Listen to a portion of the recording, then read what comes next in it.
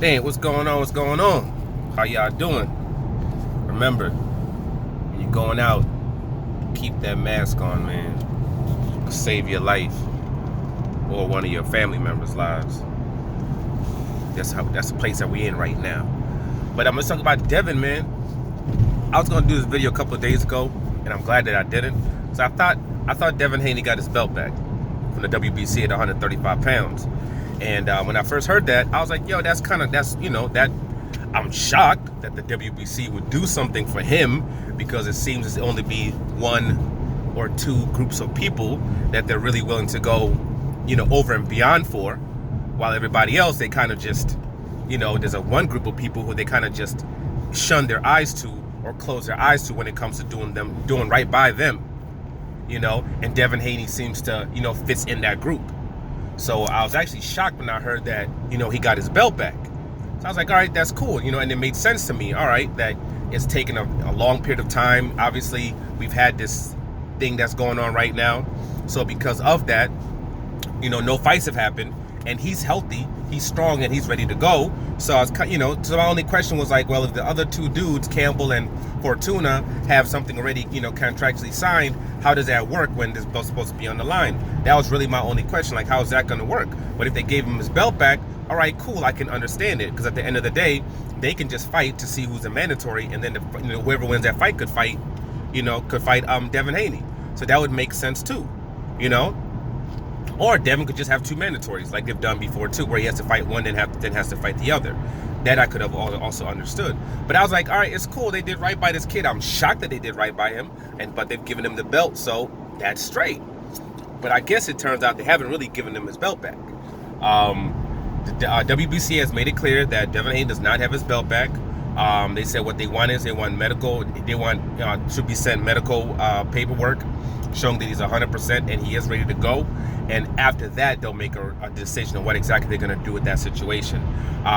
Me personally, I think what they're going to do is they're going to let Campbell go ahead and fight Fortuna, and then after that, they're going to have allow Devin Haney to fight the winner of that particular fight, which is, I think, is the whole situation is messed up, because he shouldn't have never lost his belt, I believe, in the first place. If you wanted to have an interim champion or something like that or whatever, I could have understood that.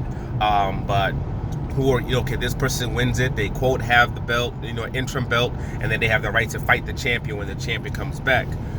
I could understand something like that happening. We've had people hold WBC belts for a year, sometimes 2 years, without even defending it.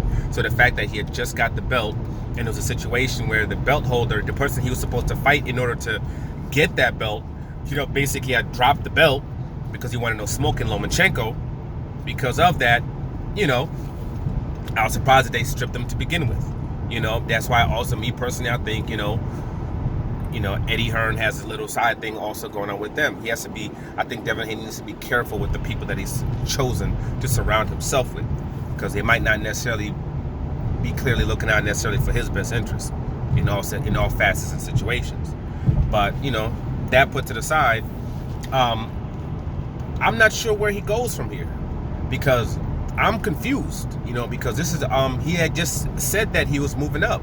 He said he wasn't going to fight at 135 pounds anymore because no one wants to fight him, and that he was going up to 140 pounds. He was looking for people to fight him. Adrian Broner stepped up. Adrian Broner still saying, fight me, fight me, fight me, fight me. Yet this guy is still, putting out, tweets or Instagram posts. Oh, it's one thing to fight people who want to fight you. It's another thing when you want to fight people and no one will fight you. And I'm willing to put up 7 figures for anybody, who's willing to fight me. Well, one person said he's willing to fight you, yet for whatever reason, you seem to be ignoring the one person that said yes. You seem to only be focused on guys after they say no.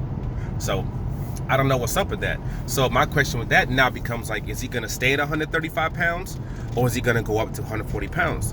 What exactly is he going to do?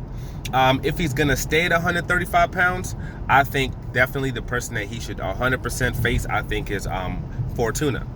If he can fight out of the two, I'd rather him fight Fortuna than Campbell. Me personally, I would really love to see that fight, to see how he stacks up against somebody like that. But again, what I believe is going to happen is they're going to have Fortuna fight Campbell, and they're going to let Devin Haney fight the winner. That's what I believe is going to happen. Besides that fight, I don't know what else he can really honestly do at 135 pounds right now. There's really nothing that he can happen. And he keeps talking to Teofimo Lopez. He keeps on talking trash to Lomachenko. But you know these guys are set to fight each other. So that makes no sense to me. You knowing that these two guys are set to fight each other. It makes zero sense to me. Then you have Gervonta Tank Davis. Gervonta Tank Davis is going down, I believe, probably to 130 pounds to fight for his old belt and a pay-per-view bout. That's going to be, fully controlled by PBC. Al Heyman on Fox, and Tank's going to be in a situation where he has 100% control of that particular fight. So it makes sense for him, and what he wants to do. So I don't know. I'm not sure. I don't know. I'm not sure exactly what they can do for him. All these guys that would be quote the fights, they're all booked up. And then the person that said that he'd be able to get you all these fights, that's been pumping his chest, talking about all the things that he'd be able to do, it looks like he's not going to be able to do that. He's not going to be able to get you any of these fights. None of them. His promises aren't going to, be able to be kept. So I think Devin Haney is going to be in a crossroads soon. Because as soon as that contract with the Zone's over, he's going to have to make the decision where if he's going to re-up with the Zone and continue going with them, and continue focusing on business with Eddie Hearn, or if he's gonna make adjustment, make different moves, and get with somebody that's gonna be able to propel his career to a different level. Because even if you go to 140 pounds, how's that gonna work? Top Rank controls all the belts when it comes to 140 pounds, and they got their little plans of what they're probably gonna want to do, and he's been in the game for like 80 years, so. He's in there with the IBF. He's in there with the WBC. He's obviously in there with the WBO and the WBA in levels that Eddie Hearn is not. That he's absolutely not. So we have to sit back, relax, and see what happens in the next couple of months.